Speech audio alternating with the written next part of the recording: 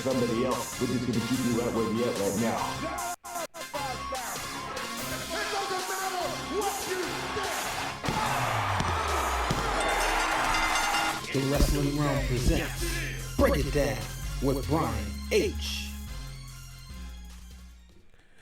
Hello, ladies and gentlemen. Welcome to this episode of Break It Down with Brian H. I'm your host, Brian H. Waters, and of course, I am joined by the realness himself, the one, the only, the real Dwayne Allen. Dwayne, what's up, bro? How you feeling? Good on, man. Feeling pretty good. WrestleMania season just concluded, and let's hit the reset button. Yeah, man. 2 nights, we're back live right here on YouTube. For those out there, hit the subscribe button. That way you will never miss out on an opportunity to catch our show. We just concluded the second night. Overall, when you look back at this, I know last night you said that Vince McMahon will go down in history, but just to kind of, now this is all said and done, if you had to rank this WrestleMania, do you rank it in the upper echelons, the middle, or the lower? I would probably say the middle, in all fairness. Okay. Well, primarily because the circumstances in which the WrestleMania had to continue. I'm grateful that we had a WrestleMania in the first place. Mm-hmm. This didn't have to go on. They could have easily postponed it or canceled it. Now, a lot of people feel like it's postponed, but like I said before, as fans, we don't know what the WWE has to do in order. That whole process can be a headache, and with the cities. So it is. For them to say postpone it was crazy, but for them to take what they had and they made the best of it, I was thoroughly impressed with what they had. And I would definitely give WrestleMania this year probably a solid 7. Okay. Solid 7. So I'm somewhere in the middle. Yeah. I'm gonna look at it from, like you said, it's hard because it's like it's really not fair to compare to everything else because, like you said, not having a live crowd, not having just so many different circumstances. But when I look at the card and I look at each match, I look at the importance of the matches. I look at it as I do put it in the upper echelons, but the middle part, it's hard not to think about what if the crowd would have been there. But as far as match quality, they definitely, to me, had more good matches than bad ones. Of course, there was some matches that I could have dealt without Aleister Black and Bobby Lashley, but there were, yes, indeed, there were some matches that I'm like, you know what, this is fine. This is really good. Oh, great, my Google Home is joining. But if I be honest, a match like Edge and Randy Orton is a match that I could have dealt. I would, I probably go back do like Chris Jericho said and watch it with no commentary. I don't know if you got a chance to see his tweet. What you think about it? No, Dan, he's right. It's just, the thing is, WrestleMania is not really about matches. WrestleMania is about moments, right? Mm-hmm. WrestleMania is a holiday. It's the opportunity to travel for some people abroad, to come from around the world, around the country, all in one area. It is a convention of fans for an experience. And I feel like WrestleMania overall, they gave us the right amount of good matches, which are the ones we actually liked and appreciated, but we lost out on all the moments that would have made WrestleMania because you just can't have moments in an empty arena. So when you look at the matches like the Street Profits and Angel Garza and Austin Theory, a match like that, Street Profits are fan favorites. You're not watching them to see great wrestling. You know what I mean? You're not saying, I want to see a great wrestling match between these guys. Angel Garza can go, Austin Theory is pretty good, but they're all fresh faces. That was a match that was for the fans because it was supposed to be 80,000 red cups in the air, and Street Profits made their way to the ring. You know what I mean? There's supposed to be a huge pop when Bianca Belair to come out and to help her husband because everybody WWE is in the age now where they say let's not try to convince the fans that we don't know that they know what's going on. Mm-hmm. Those are all moments you're supposed to have. Randy Orton, Edge, that was supposed to be an exhausting moment for the fans. Otis and Dolph Ziggler, moment for the fans. Like I said, they had a great card as far as, okay, we're going to give them solid matches that are going to make you go ooh and ah. But then there's also those moments that you have that make a WrestleMania as well, because at the end of the day, like I said, it's all about an experience. Yeah, and you bring up a good point. That's why you're the realness. You bring up a good point. We definitely missed out on a lot of moments because, I mean, and it sucks because some of those moments I don't think we'll get back. You know, it's not going to be. How long can the Street Profits maintain this? Can they keep this type of momentum or some type of momentum going into LA next year? Well, we will see 80,000 red cups in the air. You know what I mean? Obviously, you will never have another moment for Dolph and Mandy just because it happened the first time. So it's like it's not the same. But let's get right into the card. I'm gonna start off with the Funhouse match. I'm going to you go first. What was your thoughts when you saw this? You being a production guy, a film guy, somebody who understands the thought process, what it takes to do this. What did you think when you watched it? Immediately when the match started, I was pissed because John Cena came out the regular Titantron way. I said, see, now I'm already pissed. Okay. After watching yesterday's Boneyard match and that production, I said I was expecting the same type of theatrical presentation, right? Right. So I'm like, okay, don't like it already. I wrote off immediately. But then when he kind of said, okay, this is WrestleMania, things began to switch, I said, okay, down, you got me.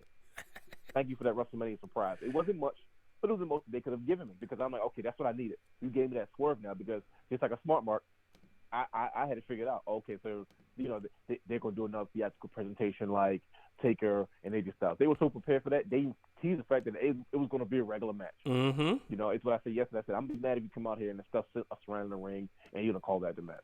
So the way that it started, it caught me off guard. But then I said, that great swerve. And then we went to the presentation. Now, mind you, the presentation I thought was the build-up before I had a genuine understanding of what type of match this was going to be. Yep. And it wasn't a traditional wrestling match in what we were expecting. Like, Undertaker and AJ Styles in a Boneyard match, they at least had a fight, right? Mm-hmm. But this was no regular fight. This was a Firefly Funhouse match in which you had the match went by the rules of the Firefly Funhouse. We've never been completely privy to what that means outside of the segments that Bray Wyatt has done when he first started and what he does in between. And they gave us an opportunity to step into the world of the Firefly Funhouse. Crazy part was I'm watching it 5 minutes in, I didn't realize the match had already started. Mm-hmm. It wasn't until I looked over and I saw the Vince puppet and then the Macho Buzzard. I said, oh, snap, the match has already started. This is the match. This is what Bray Wyatt was talking about. And he addressed every concern or comment that every fan against John Cena has said over the last 8 to 10 years. How about it? I mean, even further than that. I mean, you go all the way back to almost 2000, whenever John Cena debuted. I was amazed by it. And it's like once you understood what was going on, I was like, oh, this is not even what I thought was going to be the wrestling. The wrestling match had already started. This is what a wrestling match looks like in Bray Wyatt's world. Well, he addressed everything he's ever thought about John Cena. Because John Cena went out and he said some things I probably felt that he probably genuinely felt about Bray Wyatt. Mm-hmm. But Bray Wyatt was that voice of the fans that echoed, you know, a lot of the fans turning on John Cena as time went on. I mean, I literally saw everything that was said, even him being a modern-day Hulk Hogan, him being a jack guy like the 80s that Vince loved, those kind of guys. It was all addressed in such a crazy theatrical presentation that threw me all the way off. But it was like, man, the level of creativity was just through the roof. And that was something I can appreciate as a production guy, how they literally pulled it off. And just the little things, if you're not paying attention, if you're not a genuine fan, you would have never known those things. But as being one of those fans that have criticized John Cena for years, I saw every criticism put in theatrical form and then called a match at a WrestleMania.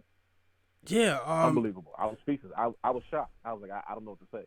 This was one of those matches that I think benefited the most because you can't have this type of match in an 80,000 arena, 80,000 capacity stadium. You know what I mean? It obviously would have been something different, but I don't think even if they would have played that on a screen, fans would have just been irritated. You remember when Randy Orton took on Bray Wyatt for the WWE Championship and they did the little cinematic, well, not the cinematic thing, but the thing with the little bugs in the ring, and everybody had a WTF look, you know what I mean? So this was one of those moments where it was like, okay, we're going to make the most out of this. And I think, quite frankly, it benefited from it.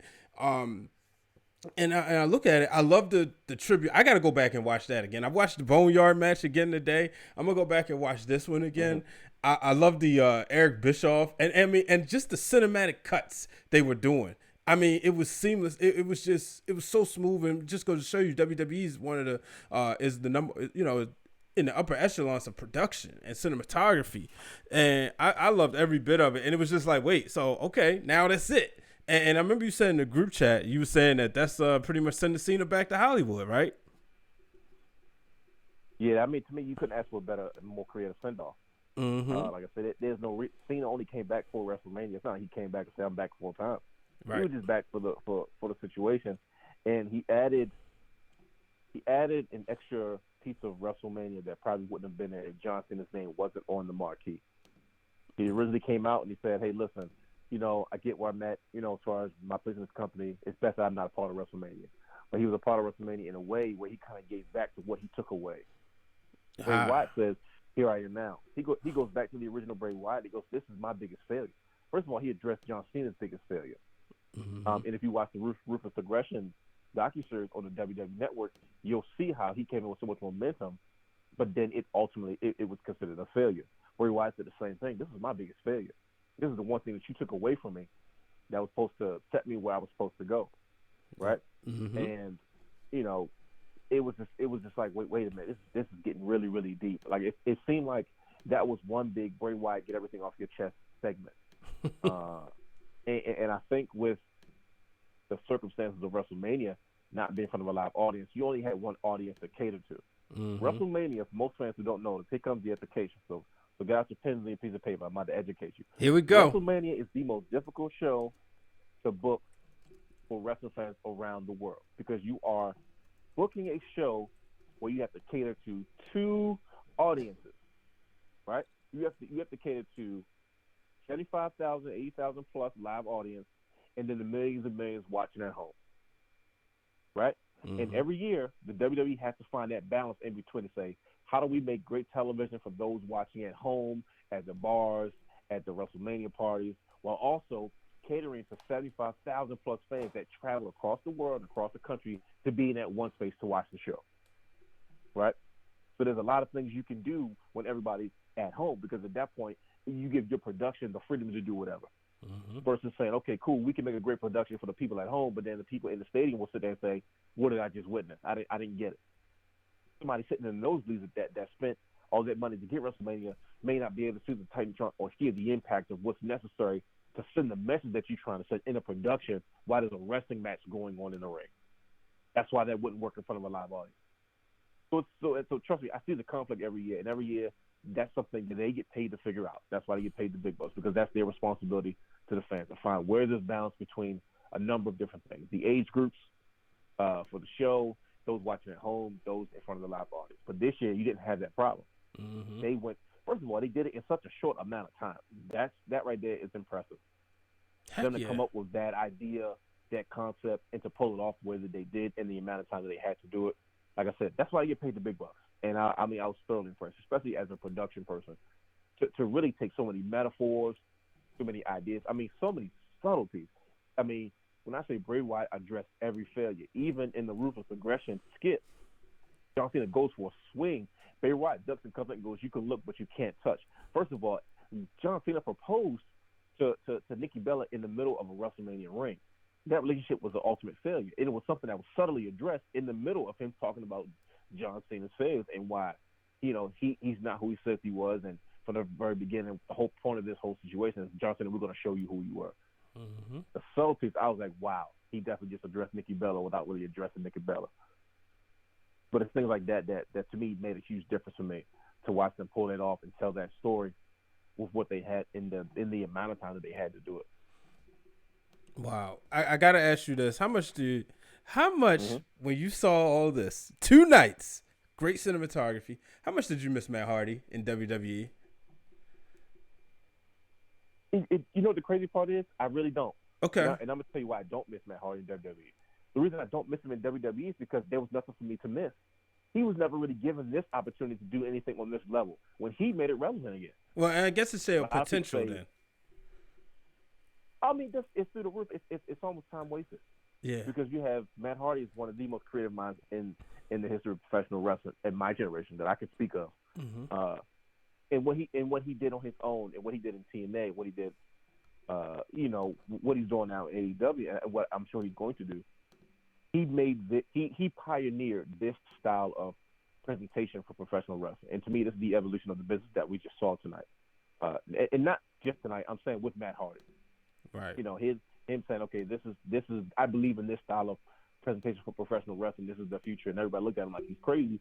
And look, this style of presentation just saved WrestleMania this year. Yeah. You know what I mean? Mm-hmm. That idea that Matt Hardy had for so long just saved WrestleMania. I mean, it's so much potential wasted. Matt Hardy could have done so much. With the Broken Matt universe, unfortunately, it probably wouldn't have been too much of a main event involvement. You know what I mean? So, like, Bray Wyatt is in the main event right now, and he's with Cena. Mm-hmm. This could have easily been Cena, Matt Hardy. Same thing with Undertaker and AJ. That was a big deal. But I think just having Matt Hardy in the mix of it allows him to kind of produce these type of things, these type of productions for WWE going forward. Would have just been, who knows where his mind would have taken everything, and who knows what he would have come up with if he had the opportunity to do this stuff more often or on a regular basis. But I'm not tripping because I feel like I'm going to see it now in AEW. I really feel like right now they're all taking notes. They got to come up with something better. Yeah. Between Matt Hardy, Chris Jericho, to me, sky's the limit, and I'm sure AEW is going to get complete freedom to come up with whatever to make this stuff. I mean, if they've already done it, you know what I mean. Mm-hmm. If you had not watched AEW's last episode, Chris Jericho is addressing the fans while coronavirus. AEW does a great job of breaking the fourth wall and not kind of pretending like things aren't what they are. Jericho's at his house in his hot tub talking about, I'm taking a much-needed break before I can let fans back in the arena despite circumstances. And Vanguard 1 the drone comes flying in. He cuts the promo. He cut the promo on to Vanguard 1. Mind you, this is Matt Hardy's flying drone. And he offers him a T-shirt. He offers this a drone a spot in the inner circle. Okay? Yeah. Matt Hardy's drone. Chris Jericho really offered him a spot and put a little T-shirt on his drone. And the drone caught an attitude and sped away. And Chris Jericho said, release the hounds. And a bunch of 6 or 7 puppies come running out of his house chasing this thing. Mm-hmm. I was dying laughing. I said that level of presentation when it comes to a cinematic presentation in professional wrestling is pure genius. It was 6 puppies came running out the house. People say release the hounds. They chased the drone and one little chihuahua just sat there and looked at him. And he was dead serious. That's the genius of Chris Jericho and Matt Hardy. And I say this to bring it full circle. The potential would have been limitless if I feel like if Vince really like Vince was forced to do this now. I'm not saying that he wouldn't, but sometimes when Vince is wrong, he will go back and say, well, maybe I should give this stuff a look. But then once McMahon gets his hands on it and he allows the people with the creativity and the freedom to get it done, I mean, you get what you had tonight.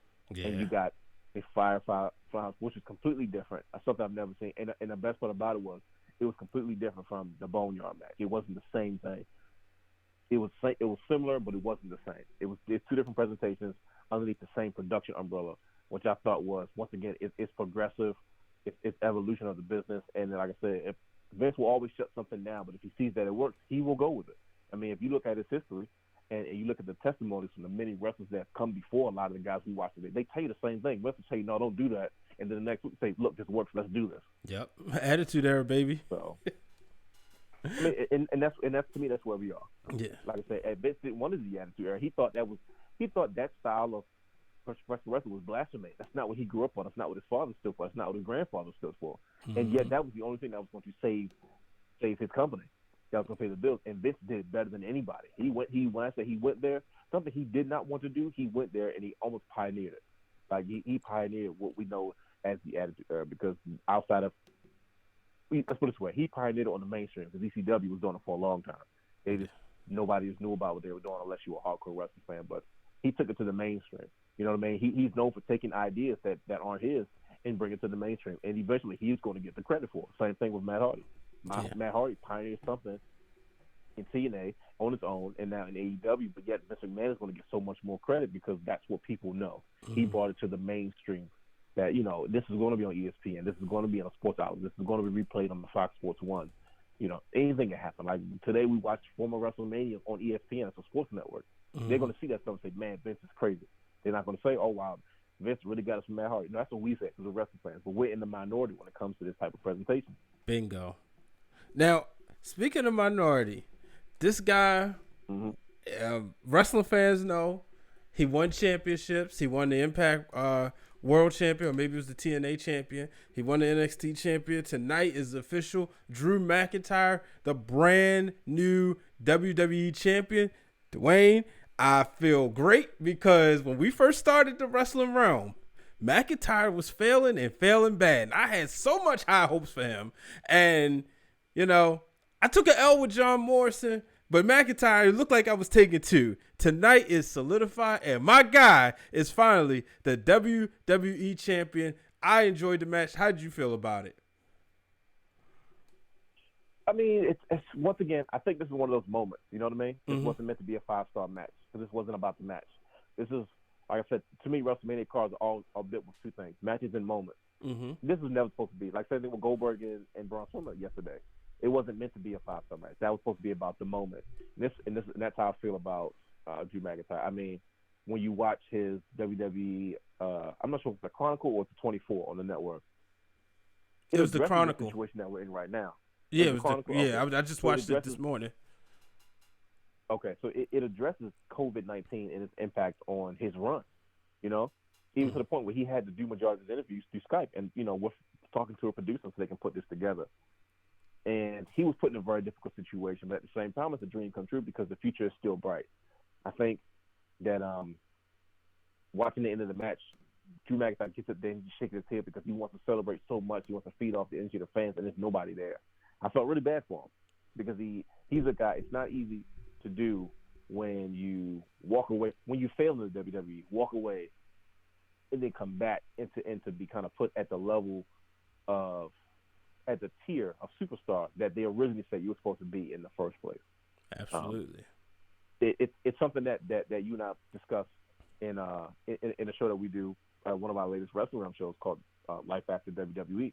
You know, there's a lot of superstars that go away, make a name for themselves, and come back, or not even go away and come back, but just they may not have been used a certain way in the WWE, but they find a way back and they find success regardless, whether it's in the WWE or the WWE. And just that Drew McIntyre tends to be one of the examples that, really, left the WWE, but they came back and now he's performing at the highest level. But the biggest thing to me is when Drew McIntyre even being in this position made me say, I think we discredit Vince McMahon for the genius that he is because we don't see it. Right. Because at the end of the day, Vince McMahon's prophecy was true. It is that McMahon was almost 20 years too early for however long it was. I'm just exaggerating, of course, by saying 20 years, but he was too early. He said this guy's the future WWE champion. If you watch, Drew McIntyre's Chronicle, he'll tell you, I got my own way. He got a push. It didn't work right. Sometimes a push too early can harm you. Absolutely. It's like AJ Styles. It took AJ Styles 20 years to get to the WWE. And now AJ Styles is almost cemented in WWE history forever now, in only 4 years. So sometimes a push too early can cause problems, and I think that's what happened with Drew McIntyre. But to see him now, it's like, man, maybe sometimes Vince sees things beyond what we see things, and a lot of times people criticize him for it. Same thing with the WWE Network. There was a time he said, "You're foolish. Why would you sit there and start a network without people that know how to do networks?" And then in a short amount of time now, the WWE Network is on the same level with some of the big-time streaming networks that are out there right now. And Vince is a visionary. And, I mean, this is something that he visualized. Hopefully, as this pandemic clears up, Drew McIntyre can have an opportunity to be a guy. He's going to be there every day. He's not a part-timer. I mean, if you beat Brock Lesnar, they must got faith in you because nobody just beats Brock Lesnar. He's a part of a handful of group of people. And a majority of them is the Shield. So, except Ambrose, I watched that match earlier. I was happy for him. I wish I wish things were different for him right now. But I'm kind of more looking forward to what's next for him. And you know he's what? Got the look, he's got the size. Yeah, and I was gonna say, one thing. You said something earlier about it's not always about the matches, about the moments. I know for me personally, when I look at certain matches, I don't expect I don't expect Shawn Michaels, Bret Hart type matches. You know what I mean? I expect pound and beat down. Like what I got from Lesnar and McIntyre was exactly what I had been waiting for since the Royal Rumble. Ever since McIntyre's hand was raised, that's what I wanted. I wanted him to go in there and talk stuff to Brock Lesnar. And that's what they did. That's one of the benefits without having the crowd there was to yesterday and today. You really got to hear a lot of the trash talking, especially in Edge versus Randy Orton. Those two, I mean, going all over the arena. I saw some people getting on the match. I don't care. I personally, it was what I expected. It was personal. You had two guys. We're supposed to be best of friends, but then all of a sudden you turn on me and you decide, that you want to send me back home. You start mentioning my wife and my kids and talk about you love me and this is why you're doing this to me. I just thought the storytelling there was great. The only thing that sucked about that was the commentary. And I hate to be that guy, man. I do. I don't want to be that guy, but I didn't like the commentary, Dwayne. No, I think it was their fault because the thing is that match is already in a bad space as it is once again because that was a double. That was supposed to be a match we wanted to see, but it was also supposed to be a match for the fans. That was Edge's first, first return to WrestleMania since he was forced to retire due to an unfortunate neck injury. So we lost out on that. We lost out on the fact that the fans couldn't be there. That was supposed to be 80% of the match as it was. They gave us everything they had in the tense fight, but then the commentary the commentators were terrible. I'm like, first of all, why they got Phillips and Saxon like whispering? The commentary could have sold the match for us without the fans because they did nothing to help us feel the intensity of what was going on. Everybody kept saying, man, this is crazy, but I wish JR was going to call this match. Let me tell you why everybody kept saying I wish JR was going to call this match. Because every time things got super intense in the ring or it seemed like it was going too far, JR would lose it and say, this is going too far. We got to stop this. We need to cut this out. Uh-huh. He knows stop the damn match. Like, he has gone out of his way to show fans that, okay, listen, I know this is a show, but this is going too far. They got to stop. By the fact that Tom Phillips said, like it was National Geographic. Oh, there's Edge. It's getting pretty intense. I know he keeps talking about his fight star. I'm like, first of all, why are they whispering? It's all this intense action going on. We're used to a commentator getting on there being excited about the matchup, but then becoming alarmed and shocked by what they're saying. And I got none of that from those guys on the mic. And to me, that was their responsibility for the night, knowing there was no fans in it. They did Edge and Randy Orton disjustice, and they ruined it. Yeah. The match wasn't ruined for what it was. He was only going to get so much out of that anyway without any fans. Because even if they went backstage, the fans still watching stuff on the big screen, and you still hear the fan reaction. Mm-hmm. And even they can still hear the fan reaction. But if you knew you didn't have that, why the heck would you put freaking Byron Saxon and Tom Phillips on there? And they just talking here like, oh, yeah, this is crazy. Oh, man. Not to mention Edge in 2012 hurt his ankle. So, man, that's probably going to hurt. Step on his toe. I'm like, yo, what are y'all doing? Like, I needed Corey Graves. To me, it was like Corey Graves would have did a better job. Yeah. I said, first of all, switch. Go back to Michael Cole and JBL because they would have even the dynamics between the two. Even if Michael Cole was being technical in the ring, JBL goes, what are you talking about, Michael? Forget a hold. That's just hurtful. Like, he would do something to show you some stuff is bigger than technicality and what you call in the ring. Yep. Right? And that right there will sell a match, especially, once again, you only had one audience, the cater suit. That was the home audience.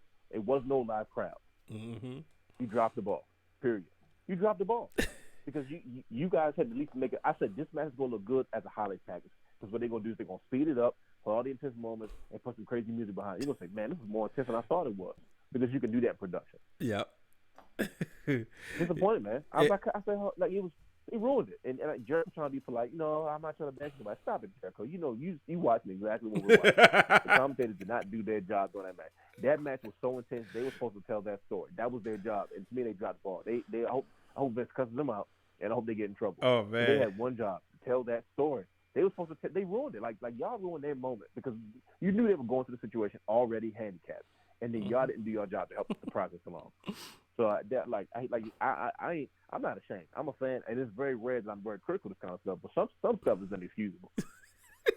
Well, I'm thinking now, like they went back. Well, no, never mind. I was like, that's why one of the things they could have went back and did in post production, but it would have been too much and it wouldn't have made sense at all. But I'm actually gonna take a break. It's funny because it's great that I have you here because you mentioned it.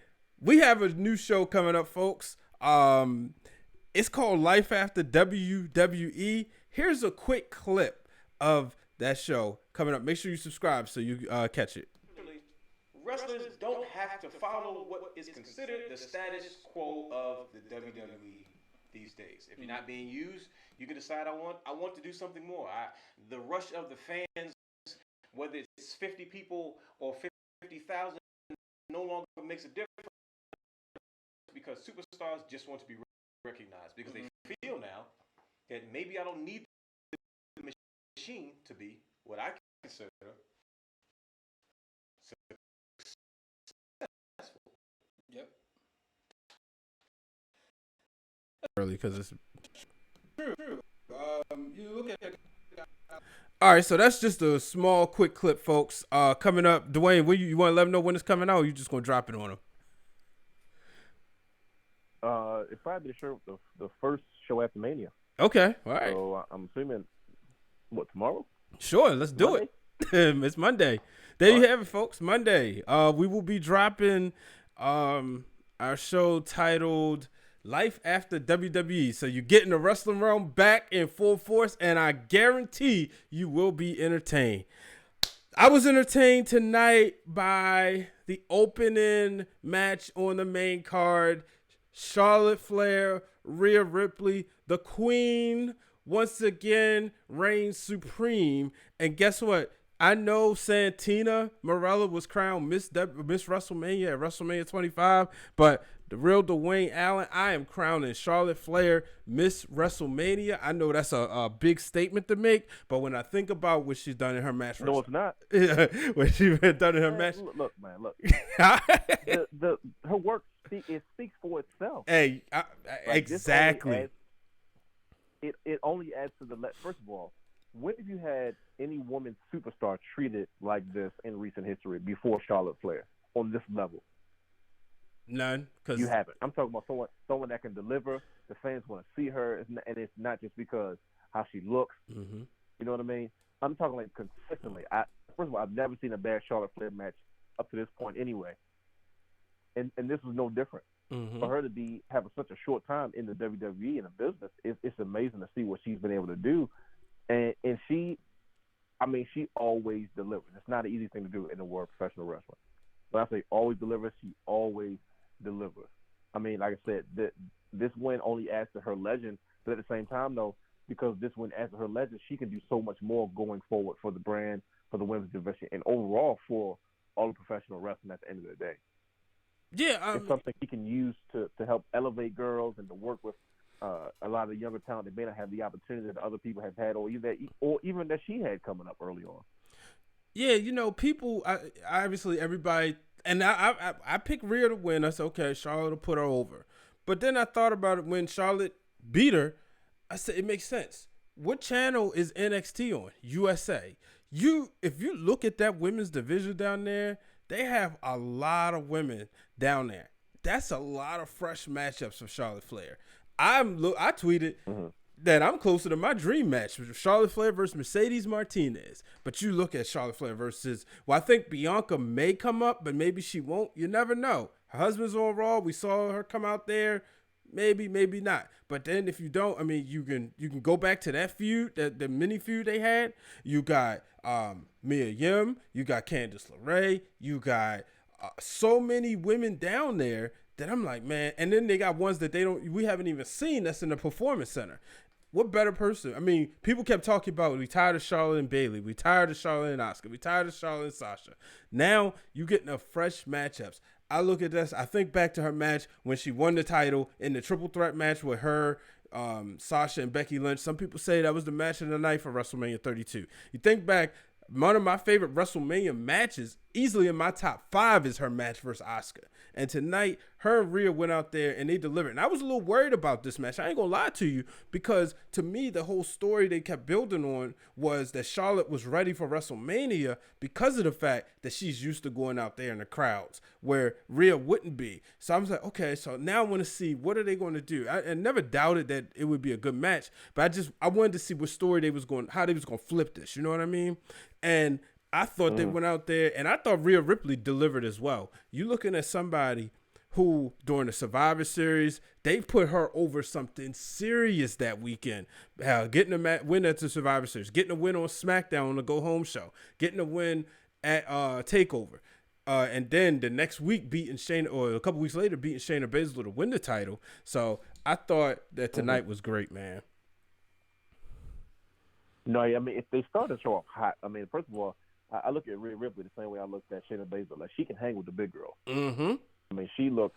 I know she's, talking about all the comparisons they've made between her and Charlotte. But to be honest with you, they're well deserved.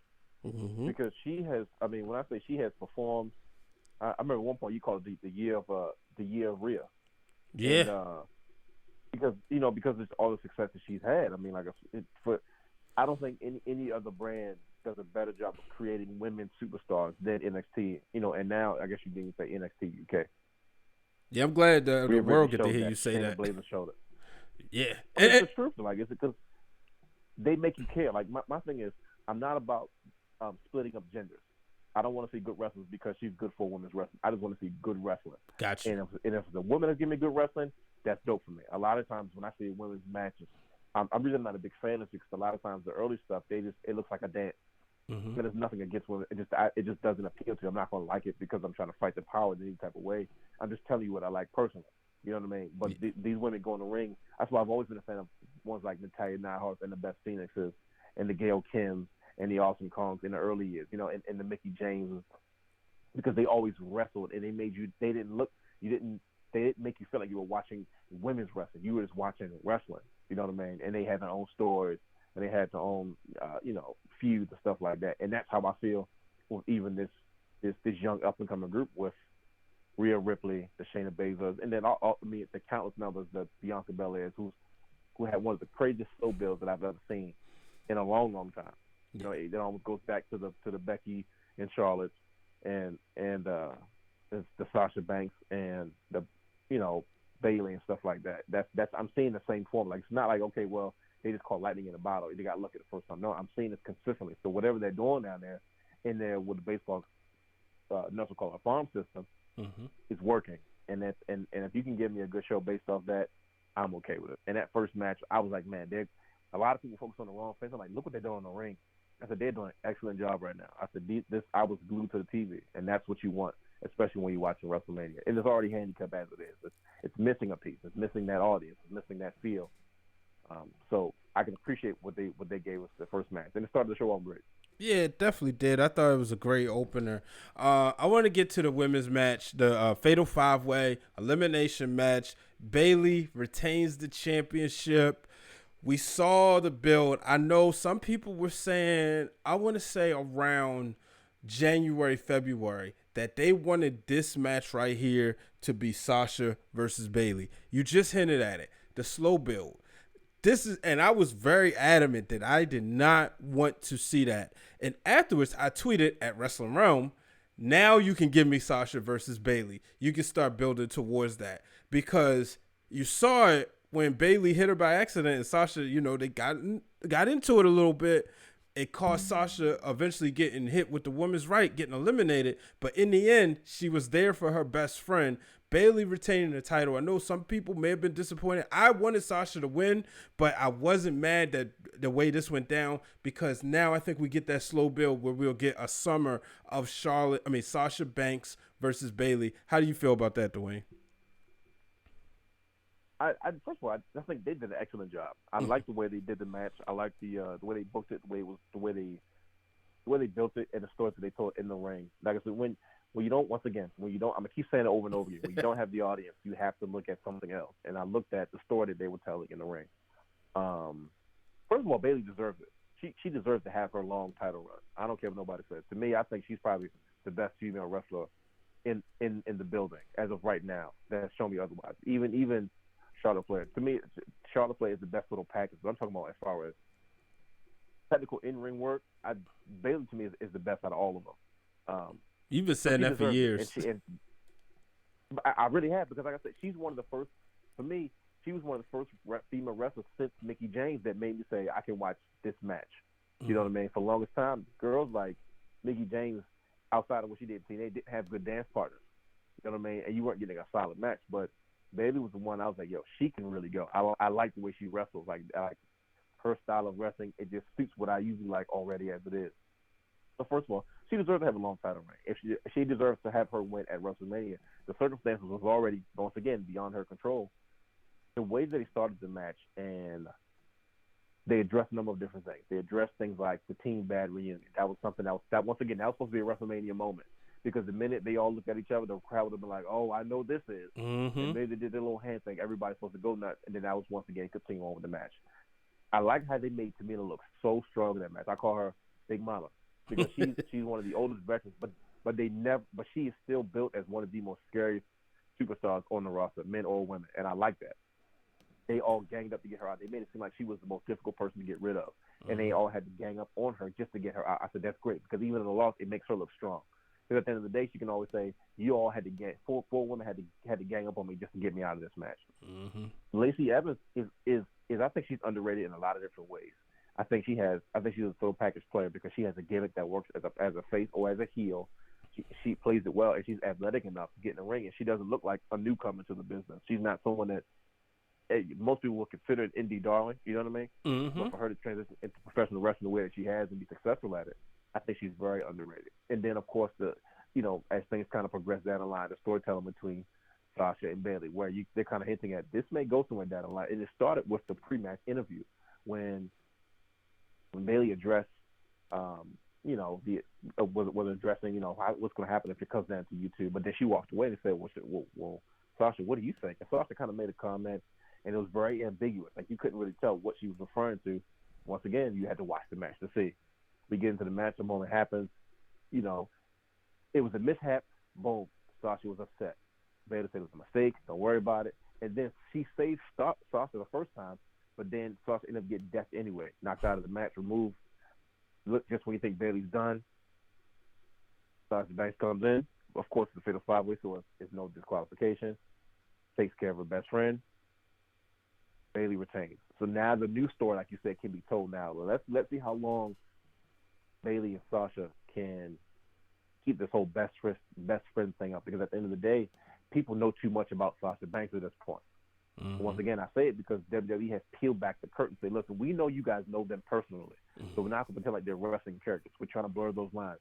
Everybody sees the WWE 24s. Everybody sees what she went through mentally when she hurt Paige. Everybody knows how ambitious she is as a professional wrestler.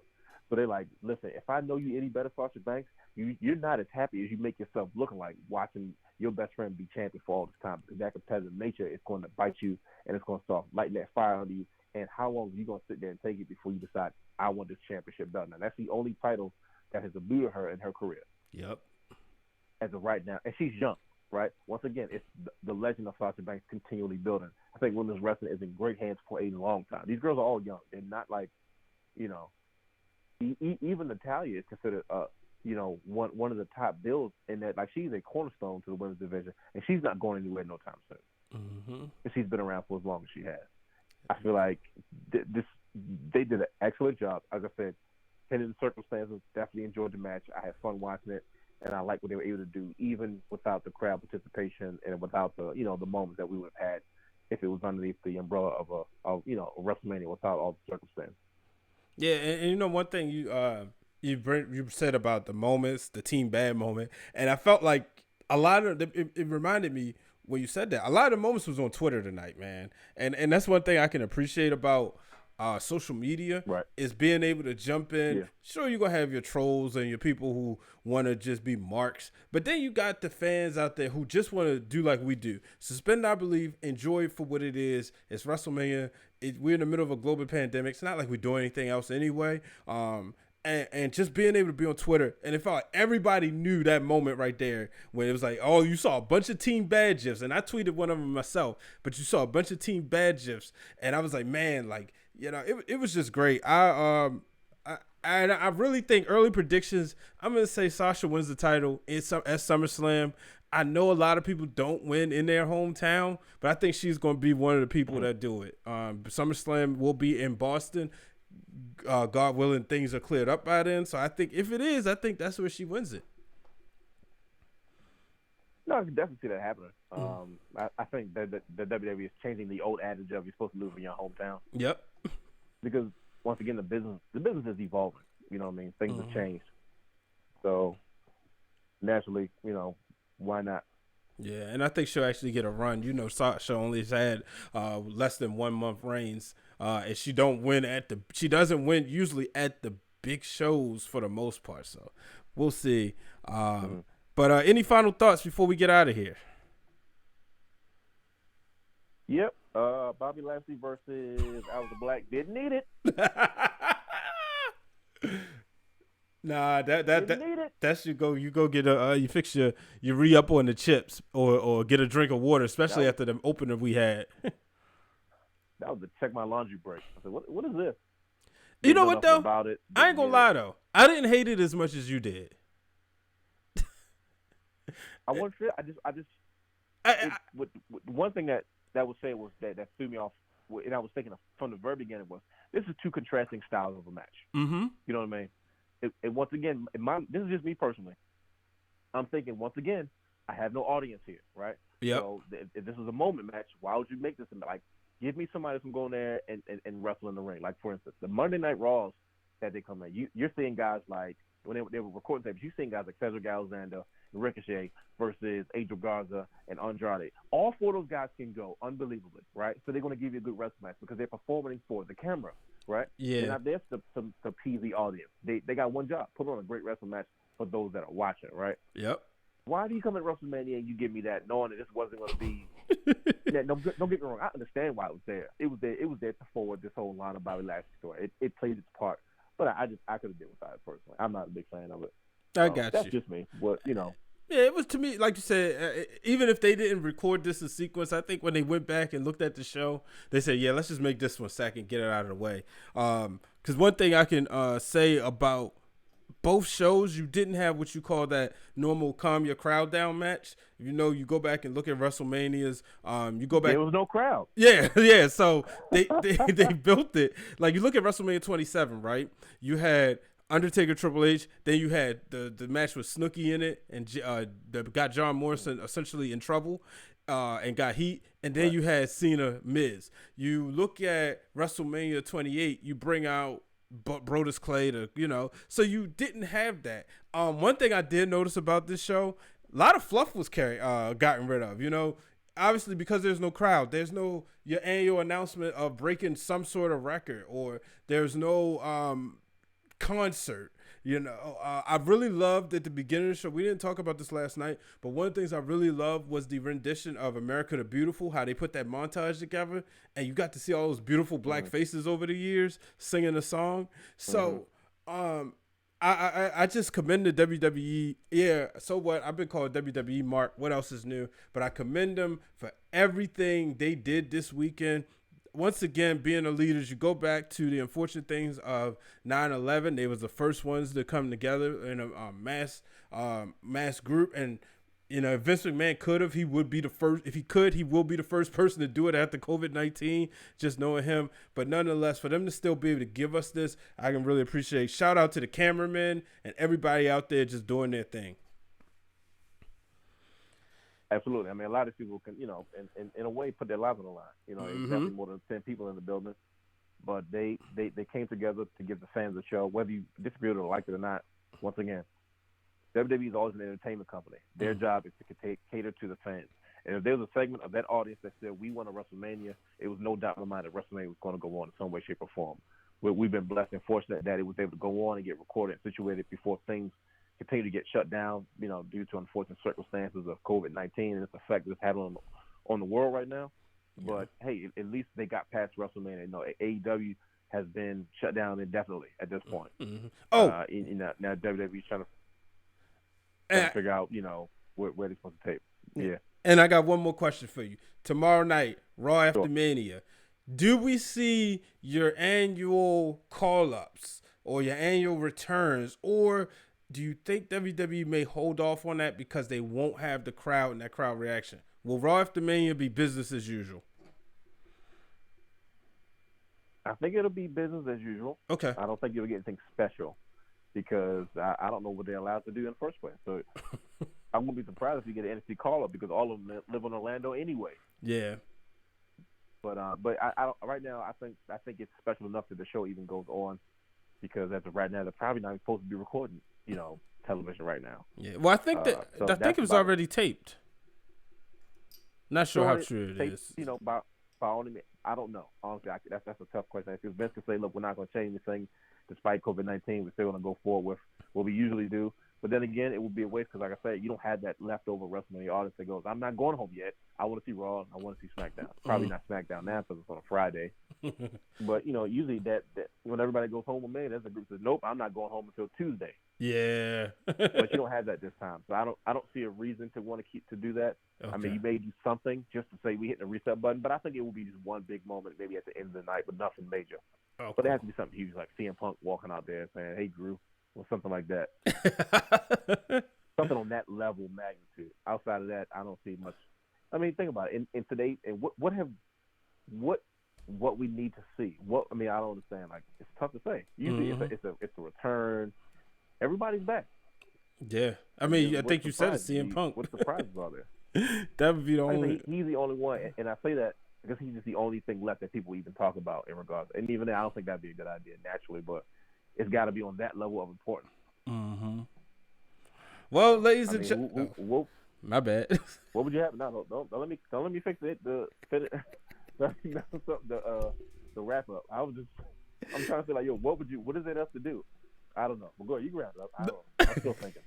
Yeah. Well, ladies and gentlemen, I appreciate everybody joining in on the show. Shout out to those joining in the chat. Shout out to Glenn. Just said he agreed with Dwayne. Business as usual. Alvin Avino Dickinson. I apologize if I said your name wrong. Said the Firefly match was like the Tiger King match of wrestling. I haven't seen the Tiger King.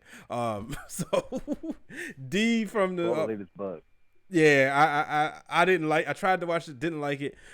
D from the Flex Zone, he agrees about he felt they needed a 3-man team with Phillips and Saxton. I just thought they sucked tonight. I'm sorry. T Smitty jumped in. Bianca Belair would be the one to take the title off Charlotte. Lots of meat on the bone, and the promos will be fire. And shout out to Banks. Indeed. Antonio Banks said he needs a Cena puppet now. So I appreciate everybody joining us live, huh? That's what you're probably going to see. You're going to see a Cena puppet added to the Firefly Funhouse. Is that creepy? Yeah. Absolutely. But folks, make sure tomorrow, in case you missed the announcement earlier, we are dropping a brand new episode of the Wrestling Realm, and it is called Life After WWE. He's the real Dwayne Allen. I'm Brian H. Waters. So long, everybody. That's him.